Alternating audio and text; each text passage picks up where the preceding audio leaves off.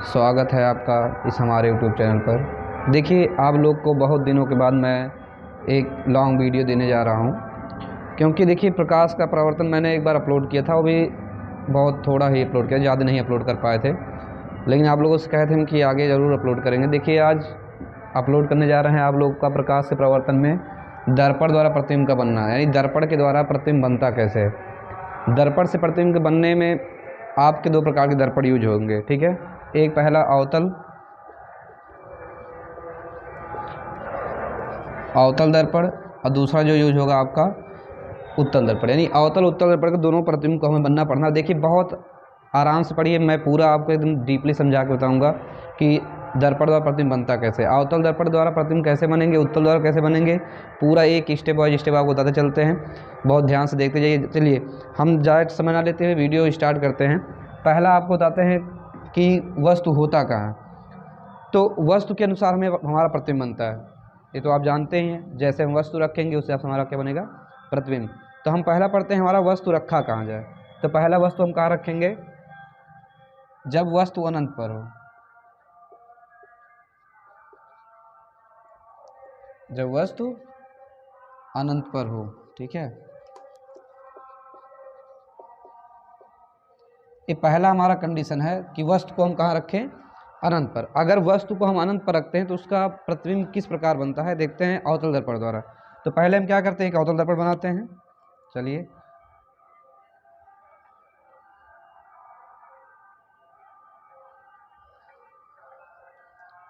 ये आपका क्या हो गया, दर्पण का ध्रुव हो गया। यहाँ फोकस मान लेते हैं, यहाँ वक्रता केंद्र, ये आपकी क्या हो गई, अनंत दूरी। इतना क्लियर। क्या कह रहा है कि वस्तु अनंत पर हो। तो अगर कोई वस्तु अनंत पर है तो हमको पता नहीं रहेगा कितना बड़ा है या कितना छोटा है, तो हम ऐसे एक वस्तु मान लेते हैं आभास के रूप में कि वस्तु अनंत पर है, बहुत दूर रखा हुआ है, ठीक है। तो अगर वस्तु अनंत पर है तो किरणें भी कहाँ चलेंगी, अनंत से चलेंगी। और भी कैसे, मुख्य अक्ष के समांतर। कैसे चलेंगी, मुख्य अक्ष के समांतर। आप पढ़े होंगे अगर किरणें मुख्य अक्ष के समांतर चलती हैं तो कहाँ से होकर जाती हैं, फोकस से। कहाँ से जाएंगी, फोकस से। क्लियर।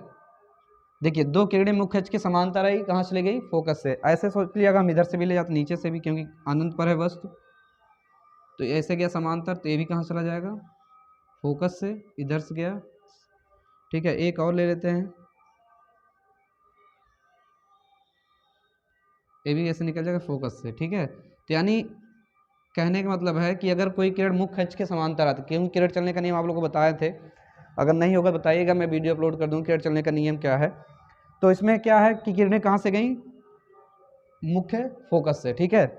इसमें लिखना तो हमें प्रतिबिंब की स्थिति क्या लिखनी पड़ती है, प्रतिबिंब की स्थिति या फिर कहिए प्रकृति। तो किसी भी वस्तु का चार प्रकार की स्थिति होती है, जो प्रतिबिंब उसकी बनती है, चार प्रकार की स्थितियाँ बनेंगी। और स्थिति जान लीजिए, मैं पहले बता दे रहा हूँ थोड़ा सा अलग से लिख के।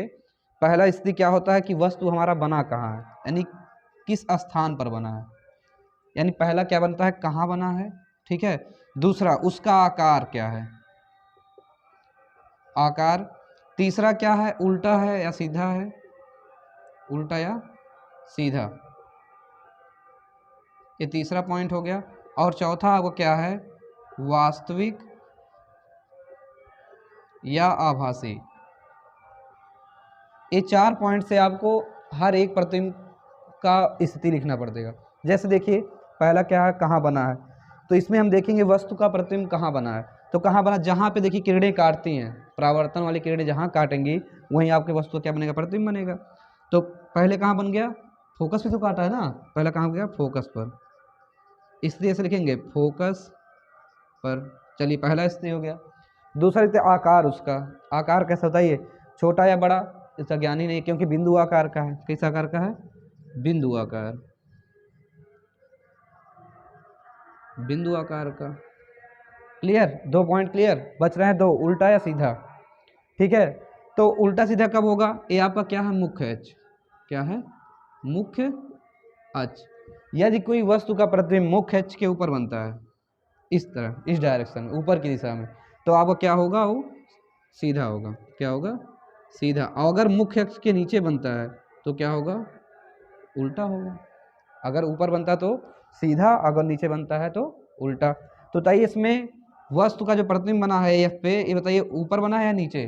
तो इसमें बताइए ना तो ऊपर ही दिख रहा है क्योंकि ना तो नीचे, क्योंकि मुख्य अक्ष पर ही ये बिंदु आकार का है।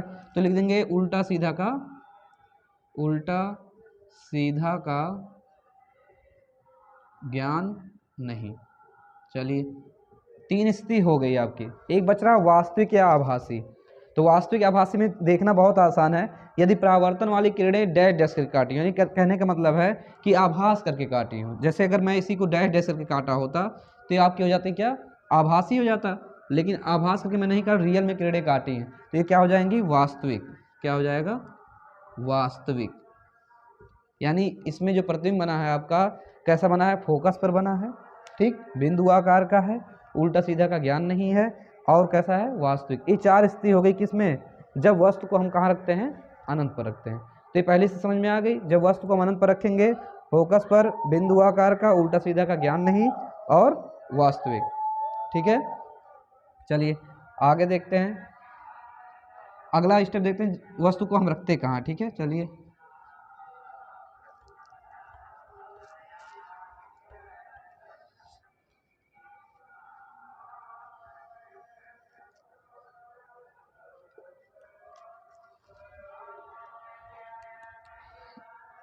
दूसरा आप देखिए कहाँ रखते हैं, जब वस्तु अनंत और वक्रता केंद्र, वक्रता केंद्र किससे व्यक्त करते हैं, सी से, वक्रता केंद्र सी के बीच में हो। देखिए अब वस्तु हम कहाँ रखेंगे, अनंत और वक्रता केंद्र के बीच में। दर्पण हम हमेशा बनाएंगे अवतल दर्पण, पहला काम यही रहेगा। पहला क्या बनाएंगे, अवतल दर्पण। ध्रुव हो गया, फोकस यहाँ आपका सी, यहाँ पे अनंत। कहा अनंत और फोकस के बीच में रखना है ना, हम वस्तु को रख दिए अनंत और फोकस के बीच में। एक और काम करिए, वस्तु का नाम भी दे दीजिए ए और बी। ये वस्तु का नाम हो गया ए बी। ठीक, तो पहले किरणें चलाने से कहाँ चलेंगी, मुख्य अक्ष के समांतर कहाँ चला जाएगा, फोकस से। फिर वक्रता केंद्र से चलेगा प्रकाश, थोड़ा इसको इधर कर लीजिए, वक्रता केंद्र से चलेगा तो ये जिस मार्ग पर जाता है उसी मार्ग पर क्या हो जाता है, वापस। इधर समांतर है तो फोकस से चला गया। अभी मैं बात कर रहा था किरणें जहाँ काटते वहीं क्या बनता है, वस्तु का प्रतिबिंब बनता है। तो ये किरणें यहीं काटी ना, तो कहाँ बन गया, यहाँ पे बन गया। तो इसका नाम हो जाएगा बी डैश और ए डैश। ठीक है, अब हमको इसमें लिखना वस्तु की प्रतिबिंब की जो स्थिति है कैसे होगी। तो स्थिति क्या होगी बताइए, कहाँ बना है। अब देखिए यहाँ सी है ना, और यहाँ एफ है, यहाँ सी यहाँ एफ, तो क्या लिखेंगे, सी व एफ के बीच, सी व एफ के बीच। आकार कैसा बताइए, हम वस्तु को इतना बड़ा रखें, अब बना प्रतिबिंब कितना, इतना बड़ा, तो क्या हो जाएगा, छोटा। ठीक है, छोटा हो गया, सी व एफ के बीच छोटा। बताइए उल्टा है सीधा, तो बताइए मुख्य अक्ष के ऊपर है या नीचे, नीचे है ना, तो नीचे रहेगा क्या हो जाएगा, उल्टा। चलिए अब बताइए वास्तविक या आभासी क्या हो जाएगा, वास्तविक। ठीक, 4 स्थिति हो गई। यदि वस्तु को हम अनंत और सी के बीच में रखेंगे, सी व एफ के बीच में बनेगा, छोटा बनेगा, उल्टा बनेगा और वास्तविक बनेगा। चलिए नेक्स्ट तीसरा देखते हैं हम। ठीक है, जब वस्तु को हम कहाँ रखेंगे,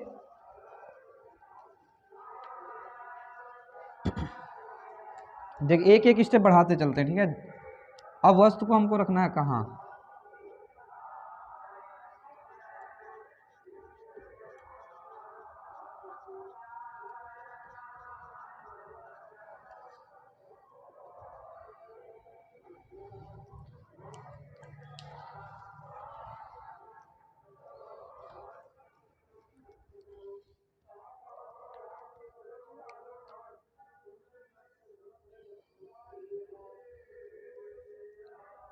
चलिए देखिए अब हमको वस्तु को कहाँ रखना है, वक्रता केंद्र पर। वक्रता केंद्र पर रखेंगे तो बना देते हैं दर्पण। पहले थोड़ा मैंने बनाया था, अवतल दर्पण बन गया, यहाँ पे उसका फोकस हो जाएगा, यहाँ पे उसका वक्रता केंद्र। ठीक है, अब हमको वस्तु को वक्रता केंद्र पर ही रखना है। कहाँ रखना है, वक्रता केंद्र पर ही। ठीक, इसका भी नाम दे दीजिए ए और बी हो गया। किरणें चलेंगी कैसे, मुख्य अक्ष के पहले समांतर जाएंगी, फोकस से चली जाएगी। ठीक, फिर उसके बाद कहाँ जाएगा, फोकस से जाएगा, और फिर कैसे निकल जाएगा, समांतर चला जाएगा। ठीक है, थोड़ा सा टेढ़ा हो गया है,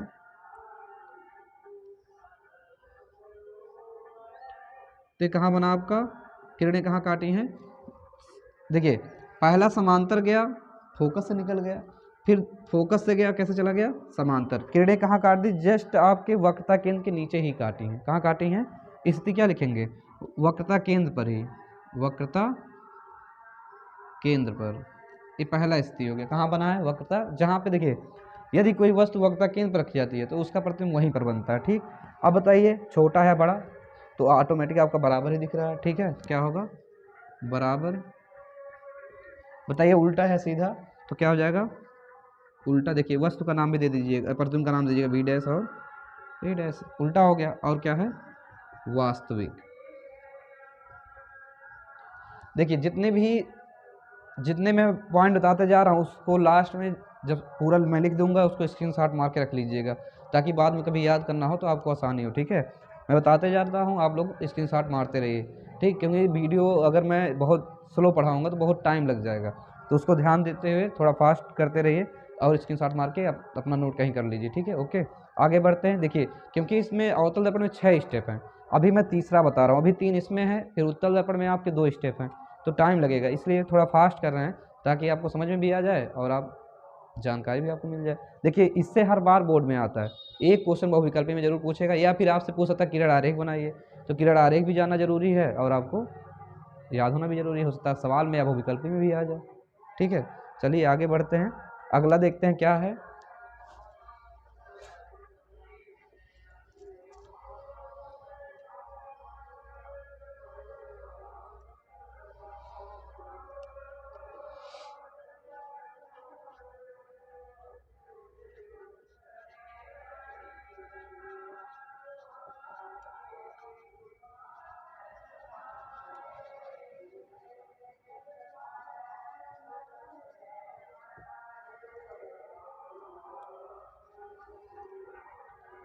चलिए देखिए अब हमको चौथा क्या पढ़ना है, जब वस्तु वक्रता केंद्र और फोकस के बीच में हो, ये चौथा स्टेप है। देखिए हम स्टेप हो जाए, पहले अनंत पर रखे, फिर अनंत और सी के बीच में, फिर सी पर आया, अब कहाँ पे आ गया, सी और फोकस के बीच में।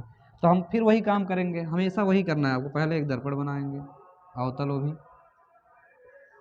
उसका ध्रुव हो गया, उसका एफ हो गया और उसका सी हो गया। अब वस्तु कहाँ बोला है, सी और एफ के बीच में बोला है, तो पहला किरण हम वैसे ही ले जाएंगे कहाँ, मुख्य अक्ष के समांतर, तो फोकस से चला जाएगा। ठीक है, कैसे चला जाएगा, फोकस से, और फिर फोकस से ले जाएंगे तो ऐसे बन जाएगा। ठीक है, थोड़ा यहाँ लाइन बढ़ा देते हैं ऊपर वाला।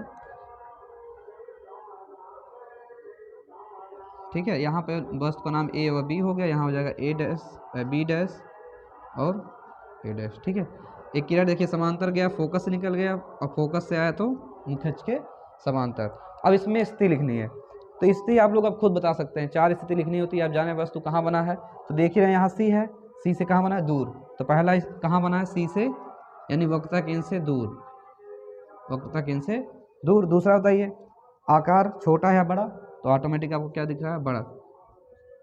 देखिए एक चीज़ और ध्यान दीजिए, जितने भी वस्तु को हम करीब लाते जाएंगे, अपने यानी दर्पण के करीब लाएंगे, उतने बड़ा उसका प्रतिबिंब बनेगा, जितना दर्पण से दूर रखेंगे उसका उतना छोटा प्रतिबिंब बनेगा। देखिए हम अब नज़दीक ला रहे हैं तो क्या बड़ा बन गया, इसके पहले वाले में बराबर मिला था। ठीक, चलिए बड़ा हो गया। बताइए कैसा है, उल्टा या सीधा, ठीक, हाँ उल्टा होगा। ठीक, चलिए आगे आते हैं। अब क्या होगा, उल्टा तो हो गया, वास्तविक या आभासी क्या होगा बताइए, वास्तविक या आभासी। ठीक ठीक, बहुत बढ़िया, वास्तविक। ठीक है ना, चारों स्थिति हो गई, सी से दूर, बड़ा, उल्टा और वास्तविक। तो अगर देखिए कोई समस्या होगी तो आप कमेंट में लिख सकते हैं। ठीक है, अगर दिक्कत हो कोई बात नहीं, अगर दिक्कत हो रही है तो कमेंट में लिखिए, मैं उसको सॉल्व करने की कोशिश करूँगा। कमेंट में बताइएगा आप, कोई समस्या होगा तो उसको मैं सॉल्व करूँगा। ठीक है, चलिए देखते हुए आगे बढ़ते हैं 5वें पे। 4 तो आपका समाप्त हो गया, 5वां नंबर आता है।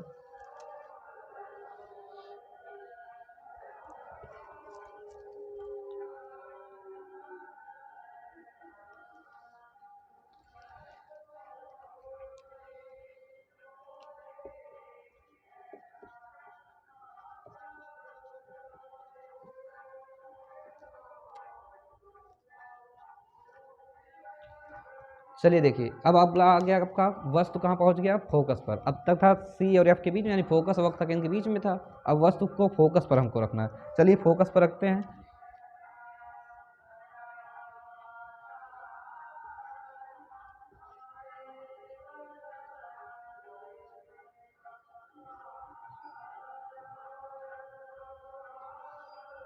तो फोकस पर रखते हैं तो किरणें कैसे जाएंगी, समांतर, और कहाँ चला जाएगा, फोकस से। देखिए अब थोड़ा सा ध्यान दीजिए, अब किरणें जाने का कहीं ऑप्शन नहीं बच रहा है। अब हमारे पास एक ही ऑप्शन है, कहाँ पे, कि वक्ता केंद्र से ले जाएं। कहाँ से ले जाएं, वक्रता केंद्र से।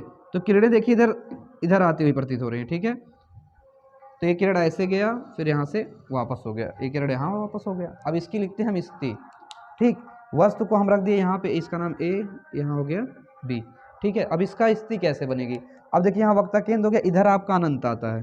क्या आता है, अनंत। यानी ये वस्तु कहाँ बनेगी, अनंत की ओर। कहाँ बनेगी, अनंत की ओर। क्योंकि अनंत आ रहा ना, क्योंकि काट नहीं रही किरणें, अब कट नहीं रहा, लेकिन हम कोशिश करेंगे अगर खींचा जाए अगर लाइन को, क्योंकि किरणें एक तरफ झुक रही हैं, तो झुक रही हैं किरणें काटेंगी जरूर। तो कहाँ लिखें, अनंत की ओर।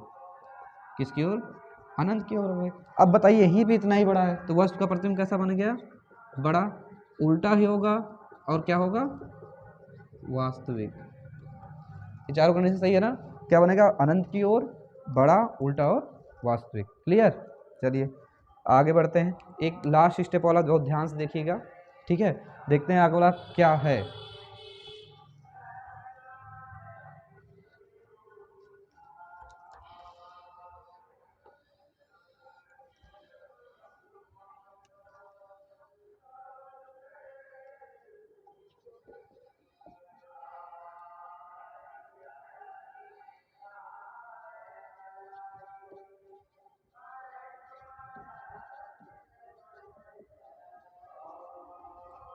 चलिए देखिए लास्ट स्टेप हमारा आ गया 6वां नंबर। 6वां क्या, जब वस्तु को हम फोकस और ध्रुव के बीच, यानी लास्ट स्टेप यही है कि हम वस्तु को फोकस और ध्रुव के बीच में रखते हैं। तो हम क्या किए, बना दिए यहाँ आपका P, यहाँ F और यहाँ C। अब हमको रखना है यहाँ पर, तो पहला गया समांतर, फोकस से निकल गया। ये किरणें काटेंगे नहीं, ठीक है, किरणें क्योंकि फैल रही हैं, काटेंगे नहीं। तो हम आभास करते हैं इसे, यहाँ काट दी ना, तो यहाँ वस्तु का नाम ए, यहाँ बी, यहाँ ए डैश और बी डैश, ठीक है। तो यहाँ आभासी प्रतिबिंब बना है। ध्यान दीजिए क्यों, क्योंकि किरणें कैसे काटी हैं, डैश डैश करके काटी हैं। तो हम इसका क्या लिखेंगे, दर्पण के पीछे, दर्पण के पीछे है आपका, ठीक। अब दर्पण पीछे हो गया ना। अब बताइए आकार कैसा है, वस्तु इतना बड़ा, प्रतिबिंब इतना बड़ा, ठीक है। क्या हो जाएगा, बड़ा। क्या हो जाएगा, बड़ा। उल्टा है सीधा। अब बताइए, अब तक जितने भी आप पढ़े थे सब में मुख्य अक्ष के नीचे बन रहा था, तो आपका जो प्रतिबिंब था वो हमेशा उल्टा बन, लेकिन अब की बार क्या हो, मुख्य अक्ष के ऊपर है ना, तो क्या हो जाएगा, हाँ सीधा, ठीक है। क्या हो जाएगा, सीधा। अब बताइए वास्तविक या आभासी, मैं पहले ही बता दिया किरणें डैश डैश से काटती हैं, तो क्या हो जाएंगी, आभासी। तो मेरी एक बात ध्यान से सुन लीजिए, इसको स्क्रीनशॉट मार लीजिए। एक ही बात ध्यान सुनिए कि जब भी अवतल दर्पण में वस्तु को हम फोकस से और आगे कर देंगे, यानी दर्पण के पास कर देंगे, तो उसका आभासी प्रतिबिंब बनेगा, बड़ा बनेगा, ठीक। अगर फोकस पर रखते हैं तो अनंत की ओर बनता है, यानी और जितने भी दूर रखेंगे वस्तु को उतना वास्तविक और उल्टा प्रतिबिंब, लेकिन जितना करीब कर देंगे लाके तो उसका सीधा और आभासी प्रतिबिंब बनेगा, ठीक है। चलिए अगला हमको पढ़ना है कौन सा चल रहा है कि अवतल तो आप पढ़ चुके, छः कंडीशन जितने भी थे आपके, 6 प्रकार के थे दर्पण प्रतिबिंब गणना अवतल का, वो तो पढ़ चुके आप लोग। अब बचता है उत्तल का। उत्तल का मैं बताया था 2 ही प्रकार के बनेंगे कंडीशन जो आपको समझना है। तो पहला वही सब में है कि जब वस्तु कहाँ हो, अनंत पर, तो हम क्या पहले काम क्या करते हैं, हाँ अवतल दर्पण का, तो अवतल दर्पण बना रहे थे, अब क्या बनाना है, उत्तल दर्पण, तो हम पहले उत्तल दर्पण बना लेते हैं। तो इसमें कली कहाँ होगी, अंदर की तरफ होगी, ठीक। इसका यहाँ हो गया ध्रुव, इसका फोकस, और इसका हो गया वक्ता केंद्र, और यहाँ पे मान लीजिए इसका अनंत है, ठीक। तो किरणें कहाँ चलेंगी, क्योंकि आपको पता कि वस्तु अनंत पर रहेगा, तो किरणें कहाँ चलेंगी, किरणें कहाँ चलेंगी, अनंत की तरफ से चलेंगी। थोड़ा बोला करिए, ठीक है। तो आप जानते हैं कि कीड़े को फैला देता है, इधर गया, फिर एक और मैं ले जाता हूँ, ये भी ऐसे चला गया। अब ये किरणें कहीं काट नहीं रही हैं, समांतर तो जा रही हैं लेकिन फोकस से नहीं जा, केवल जाती हुई प्रतीत होंगी। ठीक है, तो हमको क्या करना पड़ेगा, सब लोग जानते हैं जो किरणें जाते हैं फोकस से निकल जाएंगी।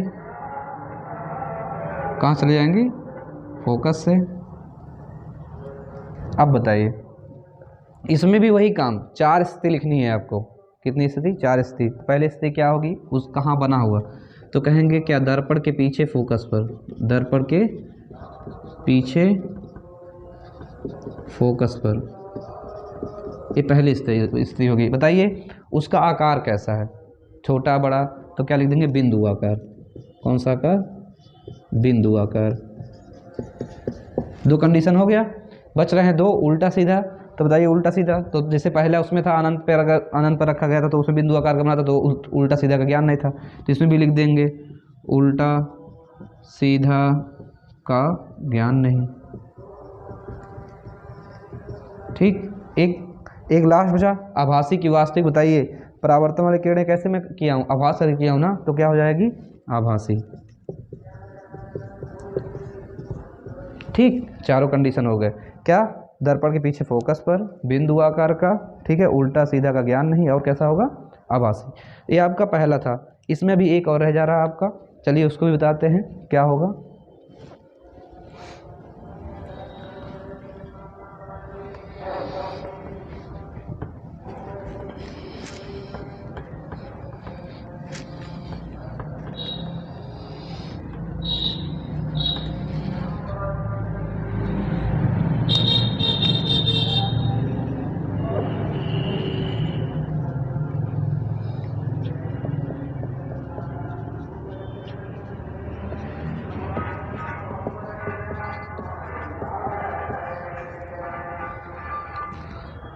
चलिए दूसरा कंडीशन क्या है आपका, कि जब वस्तु अनंत और ध्रुव के बीच में, तब उसका प्रतिबिंब कैसा बनेगा।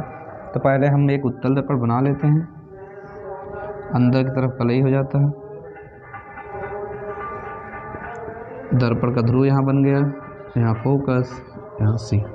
ठीक है, अब बोला है वस्तु को अनंत और ध्रुव के बीच में, इसमें दूसरा कंडीशन यही लास्ट बच रहा है। ठीक है, और कोई कंडीशन इसमें है ही नहीं। तो हम वस्तु को कहाँ रख दिए, इधर आपका अनंत है, इधर आपका वस्तु है, इधर आपका ध्रुव है, तो इसके बीच में देखिए वस्तु रख दिया गया। तो पहला किरण कैसे जाएगा, मुख्य अक्ष के समांतर, जब समांतर किरण जाएगी तो इधर ऐसे निकल जाएगी। ठीक, और दूसरा जाएगा वक्ता केंद्र से, तो ये जैसे जाएगा उसी मार्ग पर वापस हो जाएगा। किरणें कहीं नहीं काट रही, तो हमको क्या करना पड़ेगा, आभास की किरण यहाँ से जा रही है, ठीक, और एक किरण ऐसे वक्ता केंद्र से जा रहा है, तो किरणें यहाँ काट दी ना, तो जहाँ काटेंगे वही क्या बन जाएगा, आपके वस्तु का प्रतिबिंब। तो यहाँ A डैश हो जाएगा, यहाँ B डैश। चलिए इसकी स्थिति देखते हैं, थोड़ा फास्ट है स्थिति, क्या देखते हैं। तो कैसा बना है, कहाँ बना, पहले लिखेंगे F व P के बीच, F व P के बीच बना है। ठीक, आकार कैसा है, छोटा, हाँ क्या है, छोटा। अब बताइए उल्टा है सीधा, तभी मैं बताया था मुख्य अक्ष के अगर ऊपर रहेगा तो क्या बनेगा, सीधा। हाँ क्या होगा, सीधा। एक बच रहा लास्ट, वास्तविक क्या आभासी, क्या होगा, आभासी। तो एक बात ध्यान दीजिए कि हमने क्या देखा कि उत्तल दर्पण में कभी भी वास्तविक नहीं मिला, हमेशा क्या मिलेगा, आभासी मिलेगा। और एक चीज़ ध्यान दीजिए कि वस्तु हमेशा कैसा रहेगा, छोटा रहेगा। वस्तु जो रहेगा, वस्तु का प्रतिबिंब जो रहेगा वो हमेशा क्या रहेगा, छोटा ही बनेगा, कभी भी बड़ा नहीं बनेगा। और अवतल दर्पण में क्या था, अवतल दर्पण में वस्तु जितना दूर था उतना छोटा, और जितना करीब आ रहा था उतना बड़ा प्रतिबिंब बन रहा था। और उसमें एकदम जब दर्पण के पास में वस्तु आएगा तब आभासी बनेगा, नहीं तो हमेशा क्या बनेगा, वास्तविक बनेगा और उल्टा बनेगा। तो इस कंडीशन को ध्यान दीजिएगा। बोर्ड में बहुत सारे क्वेश्चन आते हैं, हो सकता है न्यूमेरिकल आपका है, उस पर सवाल रहे, सवाल में किरण आरेख दे देगा, किरण आरेख में आप सॉल्व कर सकते हैं। इसको बनाना ही पड़ेगा आपको, मान रख के।